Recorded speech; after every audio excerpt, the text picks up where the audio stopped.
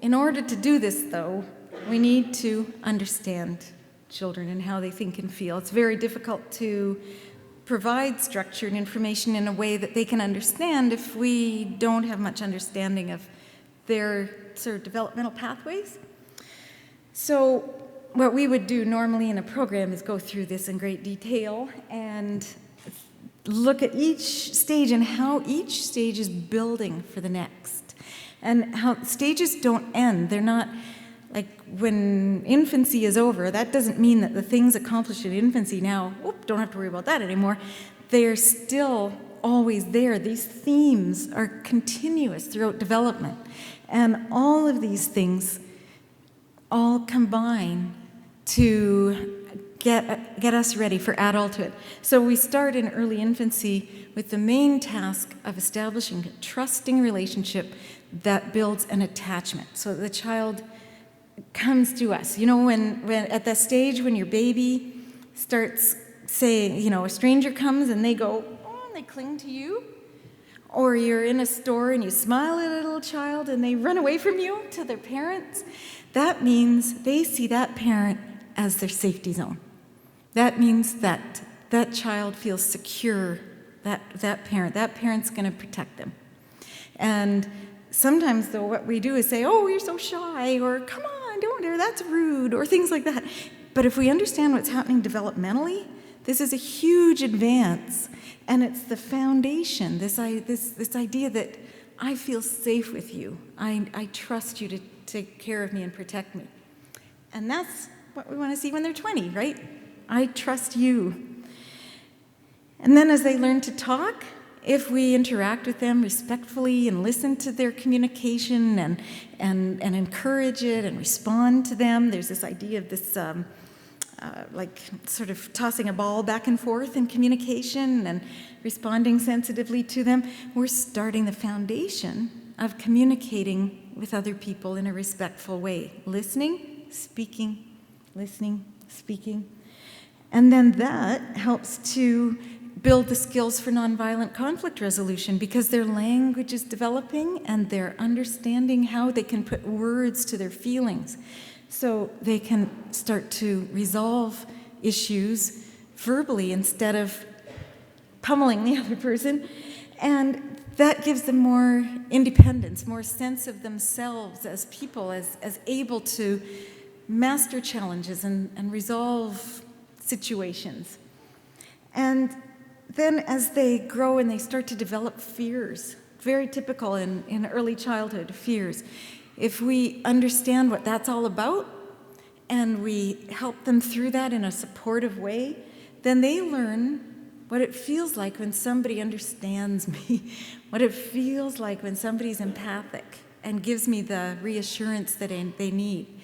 Then they see how to do that, and that helps them to develop the empathy that we want them to show later in life. And they also, in early years, are asking, why? And if we answer them, and if we don't know the answer, we show them how we can find out answers or talk about all the possibilities, then we're encouraging their curiosity. We want them, when they're older, to want to learn, right? To want to know what's going on in the world, to be engaged, to be curious. And that all starts and is fostered back when they're little. And as we're doing all of this, we're building their confidence, their sense of being a person who can do things, who's capable, who can make decisions, who can deal with situations, who can manage stress, who can function on their own. And so as they go into the teen years, they establish this firm sense of themselves as individuals with their own values, their own beliefs, their own sense of who they are. And that's a struggle that they go through in adolescence. But they come through in early adulthood if we've been able to build this strong foundation and built all of these things as they were children, then as they launch, they've got all those things you've said that you wanted them to have when they're 20. So what we want to do is help to foster all of these things through warmth and structure. And so when it comes to problem solving, which is, again, it's not about punishment, but it's about figuring out what's going on and then finding a solution that's going to help the child learn, what we do is we put all of this together. So the child won't put his coat on, and you've got to get out the door. Let's figure out what's going on.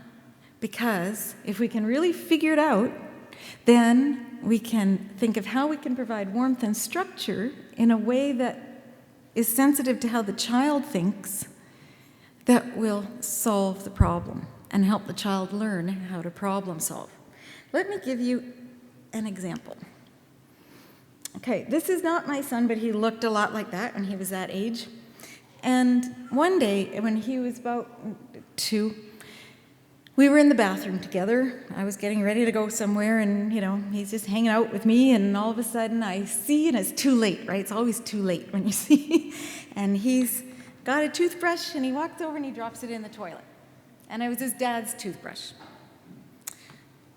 Typical little situation, right? These things happen all the time. And in that moment, I kind of went through this thing in my head of, what should I do? And I rapidly ran through all the options. And so one would be,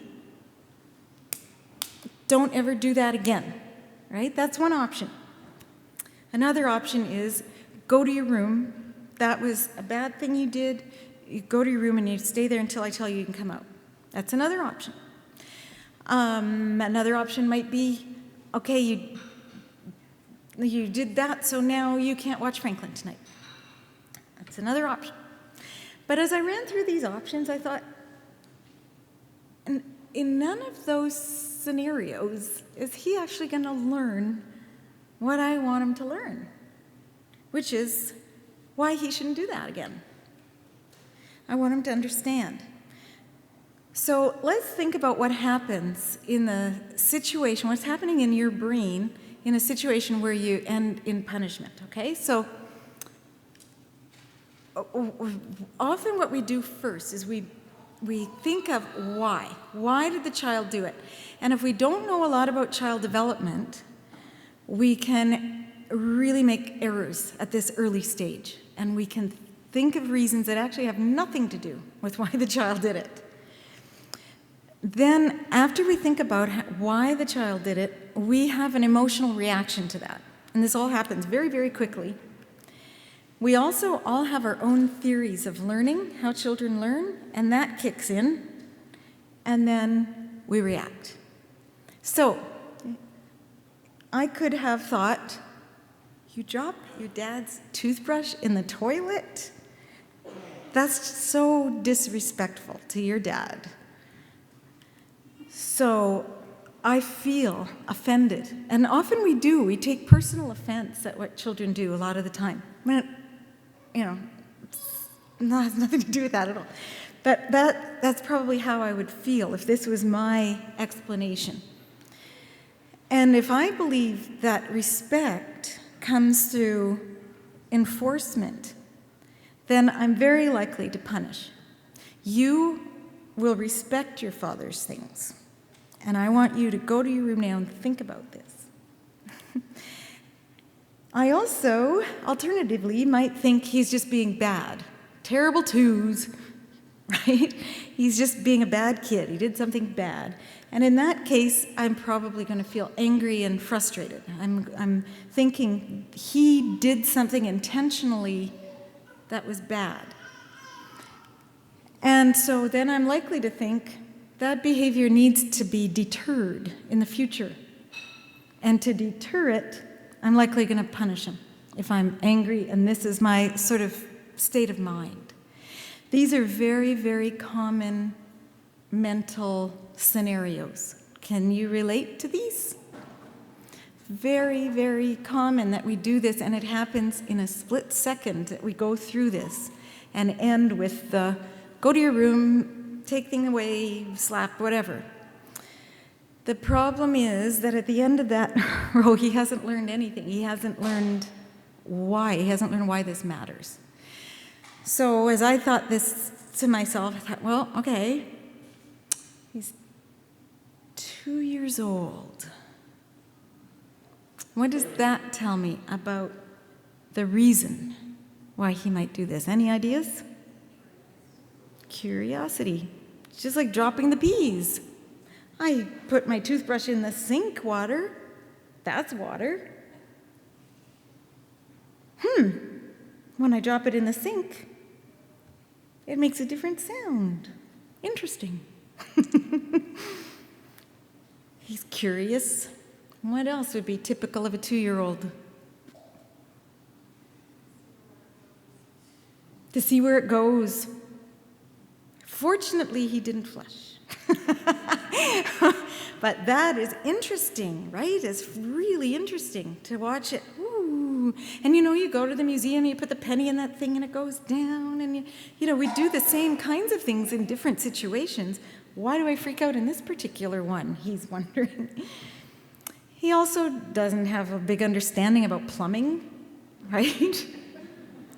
He doesn't know how much it costs to get repairs. He has no idea what money is or why it matters. He doesn't know anything about germs. So if I'm thinking he's being bad and disrespectful, I have to be thinking he understands all that stuff, right? Because if I think he intentionally did this to show disrespect to his father or to be bad, then he must understand what a big problem this is. But he's 2, and he doesn't. He doesn't understand. So how can I prevent this from happening again? By helping him understand. So the positive discipline approach would be something like this. What's my long-term goal? Well, I want to have a good relationship with him. I want him to be a good communicator and a good problem solver.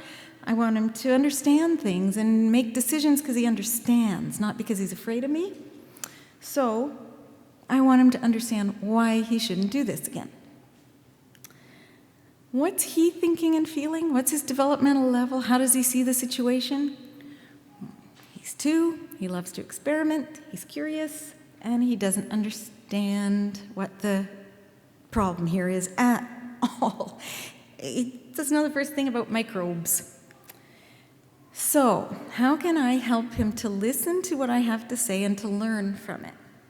That's warmth. How do I create an environment so he listens to what I say? And it's not by doing this. He's not going to listen. He's going to cry. So, I want to stay calm and just let him know he's safe. It's okay. Nobody's going to hurt you. And what does he need? He needs information. He needs to get the why, that's structure. So, we talked about germs. What's the difference between the sink and the toilet? He kind of said, oh yeah, I never thought about that. We talked about the fact that it can cost money to get it fixed.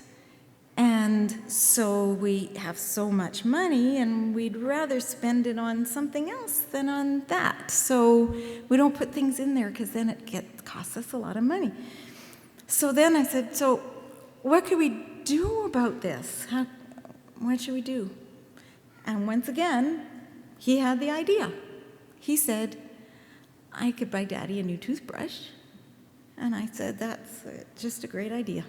And so he went to his room and he went into his little bank and he took out a little loonie, his precious little loonies. He had very few of them from the tooth fairy. And off we went to the drugstore and he bought not 1 but 2 toothbrushes for his dad to really make up for it. And he went back and his dad was home and I said, just, if you just explain what happened and tell him what you did, let's just see what happens. And so he said, Daddy, I dropped your toothbrush in the toilet, but I got you 2 new ones. And his dad said how responsible that was, how that showed really good problem solving, and how he really respected his honesty. and that he really appreciated the way he made up for his mistake. And he never dropped anything else in the toilet ever again. So to learn, he didn't need to be punished. He didn't need to be threatened. He didn't need to have things taken away. He didn't need to be sent to his room. He didn't need to be hit. He just needed to understand. He needed to have his learning scaffolded. And by assuming that the child is at heart good instead of at heart bad, we respond very differently. So if we're thinking about what discipline really means, discipline means teaching. Discipline means guiding, scaffolding, seeing ourselves as mentors to help give the child the information they need to become successful, to understand. And we do that through communicating, explaining in a way that ensures that they can listen to what we're saying, that they're calm and not afraid. And through that process, we move ourselves from this to this. And if we keep our eyes on the prize, this can really guide us in these moments. But I will say it takes a lot of practice in rethinking and overcoming those gut reactions. Keeping that cortex connected takes time. It is a matter of rewiring our own brains so that we can help to wire our children's brains in ways that are constructive.